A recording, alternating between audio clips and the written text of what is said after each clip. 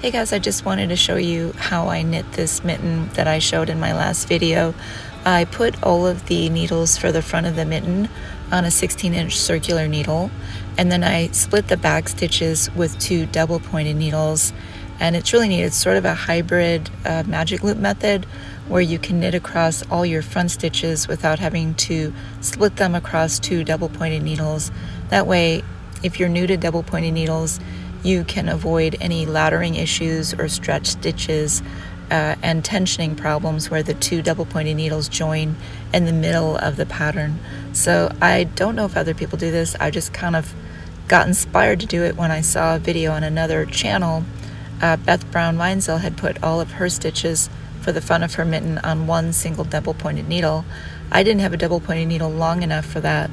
Mine were just 6 inches, and so I just grabbed what I had on hand, and it worked out really well. And so I got really excited because I felt like my knitting looked better, and it was really fun. The only thing you kind of have to worry about is the tensioning when you switch from the cable to the double-pointed needles. There was another viewer on my channel on the last video in the comment section where she links to a video on how to tension your needle when you're doing magic loops. So if you want to take a look at that, it's in the comment section on my last video. So anyways, I didn't have to worry too much about tensioning with ladders and anything like that in the end when I was working my double points on the back side of my mitten. So thanks for watching.